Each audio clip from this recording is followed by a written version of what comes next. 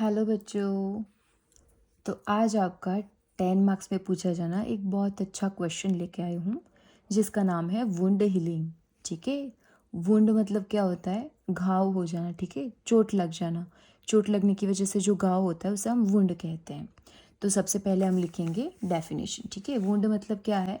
A wound is an injury और breakdown in the skin और underlying tissues.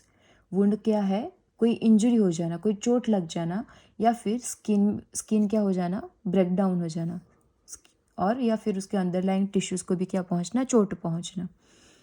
किससे हो सकता है? ट्रॉमा, सर्जरी, बर्न और क्रोनिक कंडीशन। ठीक है, एकदम इजी वर्ड्स है, समझ में आने वाले। Then stages of wound healing. अभी इसको वुंड हील होने के कितने स्टेज है, कैसे हम डीपली समझेंगे। ठीक है, तो मेनली हमारे हैं 4 स्टेजेस वुंड को हील होने के लिए, घाव को भरने के लिए।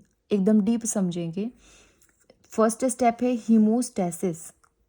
हीमोस्टेसिस ये फर्स्ट स्टेज है। आपको चोट या इंजरी लगने के इमीडिएट बाद जो स्टेज है वो ये वाला है।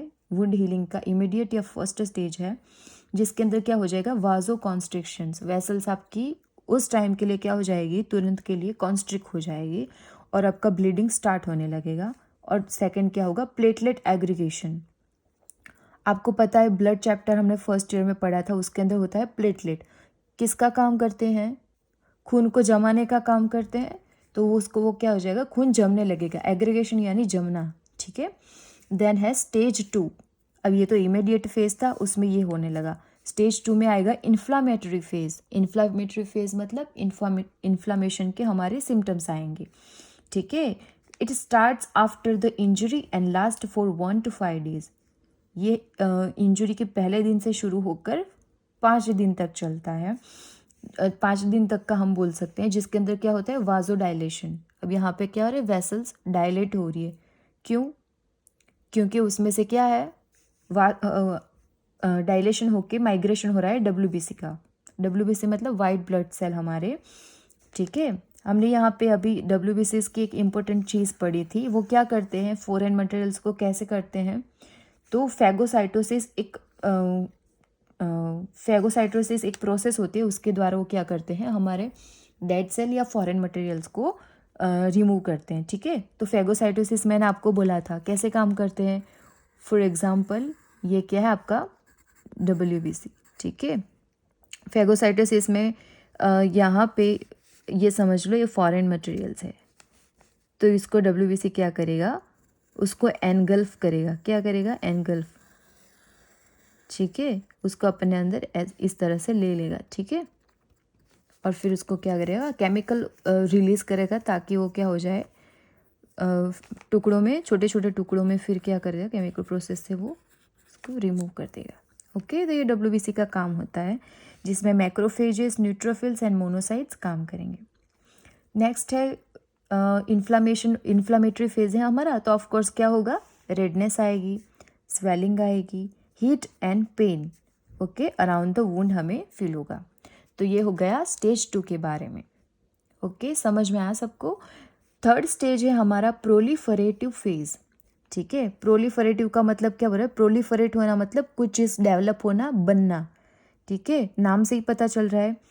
वो लास्ट होगा 2 to 20 days। ओके, दूसरे दिन से 20 दिन के अंदर तक ये चलेगा, जिसके अंदर 3 प्रोसेस होगी। ये वाली है फर्स्ट वाली, ग्रैन्युलेशन। ग्रैन्युलेशन का मतलब है नए कनेक्टिव टिश्यू और लिम्फ वेसल्स बनना। किसके द्वारा? कोलाजन एंड फाइब्रोब्लास्ट के द्वारा। ठीक है, क्योंकि अब वुंड हील होने वाला है, तो उसके अंदर नई नई चीज़ें, सारी चीज़ें जो ऑलरेडी चली गई है, ठीक है, वो सारी बनना भी है। तो उसके लिए फर्स्ट क्या हो रहा है? ग्रैन्युलेशन। कनेक्टिव टिश्यू बनेंगे, लिम्फ वेसल्स बनेंगे।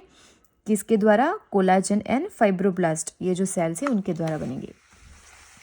नेक्स्ट है हमारा दूसरा क्या होगा? एपिथेलियलाइजेशन एंड कॉन्ट्रैक्शंस।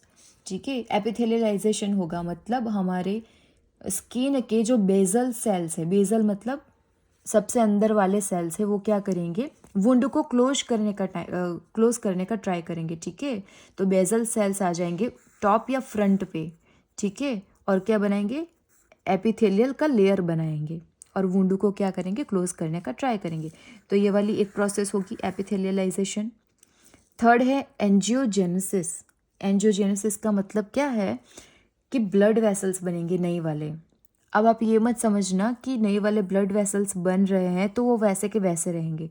ये जो ब्लड वेसल्स बनने वाले हैं एंजियोजेनेसिस में, वो क्या है, टेम्परेरी बेस पे है वुंड को ठीक करने के लिए। ओके, और ये टेम्परेरी ब्लड वेसल्स क्या करेंगे, हेल्प करेंगे क्या क्या ट्रांसफ़र करने के लिए, oxygen, nutrients, growth factor and immune cells. ठीक है, वुंड को हील करने की ये सारी चीज़ ट्रांसफ़र करने के लिए टेम्परेरी ब्लड वेसल्स बनेंगे। ठीक है, नाउ लास्ट स्टेज है आपका रीमॉडलिंग फेज। नाम से ही पता चल रहा है रीमॉडलिंग।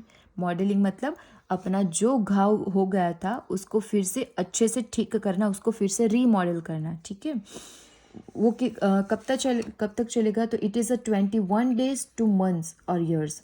21 दिन भी लग सकते हैं, महीने भी लग सकते हैं, साल भी लग सकता है। ठीक है, कोलेजन सिंथेसिस एंड रीमॉडलिंग। अब कोलेजन का सिंथेसिस भी होगा और वो रीमॉडलिंग भी करेगा। ठीक है, और लास्ट में क्या हो जाएगा, स्कार फॉर्मेशन। आपने देखा होगा घाव भरने के बाद एकदम ब्राउनिश ये हो जाता है चोट लगने के बाद, तो ये है स्कार फॉर्मेशन जो कि लास्ट में होता है। और जब ये स्कार रिमूव हो जाता है तो वहाँ पे एक हल्का सा दाग जैसा रह जाता है। ठीक है, तो यह है स्कार फॉर्मेशन। तो आपको पता चल गया 4 स्टेजेस, बहुत इजी है। First one is haemostasis, second one is inflammatory phase, नाम से ही पता चल रहा है, third one is proliferative phase and fourth one is remodelling phase. Okay, अब हम और 2 चीज़ पढ़ेंगे वुंड हीलिंग में ताकि आप इन डिटेल थोड़ा सा समझ सको, लिख भी पाओ। ठीक है, तो है factor affecting wound healing.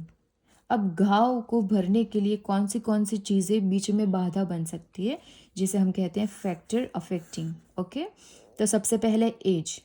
Okay, old age होगी तो क्या होगा, वुंड हीलिंग की प्रोसेस क्या हो जाएगी, स्लो डाउन हो जाएगी। ठीक है, टाइम लगेगा उसको हील होने में। पुअर न्यूट्रिशन, अभी आपके पास न्यूट्रिशन ही नहीं है तो ये सारी चीज़ें रीमॉडल होने के लिए, फिर से बनने के लिए भी क्या हो जाएगा, टाइम लगेगा। ठीक है, तो lack of protein, vitamin and minerals भी क्या कर सकते हैं, आपकी वुंड हीलिंग की प्रोसेस को स्लो डाउन कर सकते हैं।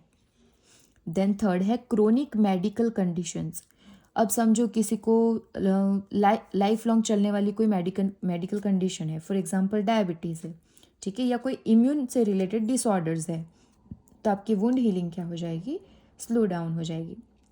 अब कुछ मेडिकेशंस है लाइक कीमोथेरापी, कैंसर के पेशेंट्स को होती है, कॉर्टिकोस्टेरॉइड्स एंड इम्यूनोसप्रेसिव ड्रग्स, ये सब क्या कर सकती है, आपकी वुंड हीलिंग को स्लो डाउन कर सकती है। इन्फेक्शन, बॉडी में अगर ऑलरेडी इन्फेक्शन प्रेजेंट है तो ब्लड के अंदर भी इन्फेक्शन प्रेजेंट होगा इन अ लिटिल बिट अमाउंट, तो वुंड हीलिंग की प्रोसेस को क्या करेगा, स्लो डाउन करेगा, क्योंकि WBC ऑलरेडी ये इन्फेक्शन को कम करने में लगे हैं, तो वुंड हीलिंग पे इतना ज़्यादा वो नहीं कर पाएंगे। ठीक है, अच्छा करने में। देन साइकोलॉजिकल फैक्टर्स, साइकोलॉजिकल मतलब मेंटली कोई फैक्टर प्रेजेंट है, फॉर एग्जाम्पल स्ट्रेस, एंग्जाइटी या डिप्रेशन। ठीक है, तो ये भी वुंड हीलिंग की प्रोसेस को स्लो डाउन कर सकती है या अफेक्ट कर सकती है। एंड लास्ट है आपका वुंड कैरेक्टरिस्टिक्स। अब आपका घाव भी पता होना चाहिए कितना है। लगा कि कुछ छोटी सी सुई चुभी है तो वो तो 2 दिन में ठीक हो जाएगा, चाकू लगा है तो वो 1 वीक लगाएगा। ठीक है, पर अगर आपका एक्सीडेंट हुआ है या बहुत लार्ज वाला वुंड हुआ है, ठीक है, या बहुत डीप वाली चोट लगी है, चाकू घुस गया है, ठीक है, या कॉम्प्लेक्स वुंड है, बहुत बड़ा एक्सीडेंट है, कुछ चीज़ें कांच वाच वगैरह बॉडी में घुस भी गया है और क्या है, अपना बहुत बड़े हाथ पाँव भी टूट गया है, तो वुंड क्या हो जाएगा, कॉम्प्लेक्स हो गया। ठीक है, दोनों तरह का वुंड है, तो उसमें क्या लग सकता है, आपको टाइम लग सकता है या वुंड हीलिंग की प्रोसेस स्लो डाउन हो सकती है। तो ये सारे क्या है, फैक्टर्स है। ये पहला फैक्टर है एज, सेकेंड है आपका पुअर न्यूट्रिशन, थर्ड है क्रोनिक मेडिकल कंडीशन, फोर्थ है आपका मेडिकेशंस, फिफ्थ है आपका इन्फेक्शन, सिक्स्थ है आपका साइकोलॉजिकल फैक्टर एंड सेवन्थ है आपका वुंड कैरेक्टरिस्टिक्स। ओके, इजी है, याद कर सकते हो। ओके, अब ये मैंने ना सिंपल लिखा है इन अ शॉर्ट फॉर्म, इसको आपको क्या करना है, सेंटेंस फॉर्मेशन में लिखना है। मैंने सिर्फ इन्फेक्शन लिखा, अब आपको समझा है कि इन्फेक्शन में क्या हो सकता है, तो वही चीज़ आपको डिटेल में अपने लैंग्वेज में लिखनी है ताकि ये लॉन्ग हो सके। ठीक है, ये तो मैंने छोटी सी नोट्स बना दी ताकि आप याद रख सको। ओके, और लास्ट है नर्सिंग रिस्पॉन्सिबिलिटी। नर्सिंग रिस्पॉन्सिबिलिटी में आप कॉमन तो सारी लिख ही सकते हो, सिर्फ वुंड हीलिंग में आपको एक चीज़ ध्यान रखनी है कि जब आप पेशेंट को असेस करते हो तो उसकी कंडीशन में आपको रेडनेस चेक करनी है, स्वेलिंग कितनी है वो चेक करनी है, इन्फेक्शन प्रेजेंट है या नहीं वो चेक करना है, और पेशेंट का ड्रेसिंग है उसे एसेप्टिक टेक्निक की तरह यूज़ करके चेंज करते रहना है। ठीक है, वुंड है तो आप ज़्यादा देर तक वो ड्रेसिंग अगर डर्टी हो गया तो इन्फेक्शन होने के चांसेस है, तो आप असेप्टिक टेक्निक यूज़ करके उसके ड्रेसिंग को अच्छे से चेंज कर सकते हो, जैसे कि वाइटल्स मॉनिटर करना, इनपुट आउटपुट चार्ट मेंटेन करना। अगर कोई कॉम्प्लिकेशन दिखे आपको पेशेंट के अंदर तो आपको क्या करना है, डॉक्टर को रिपोर्ट करना है या फिजिशियन को रिपोर्ट करना है, और आपको क्या करनी है, एनाल्जेसिक, एंटी इन्फ्लामेटरी और एंटीबायोटिक ड्रग पेशेंट के अंदर एडमिनिस्टर करनी है। और बाकी और भी आप अगर आपको याद आए तो आप लिख सकते हो। ओके, तो यहाँ पे हमारा वुंड हीलिंग का टॉपिक ख़त्म होता है।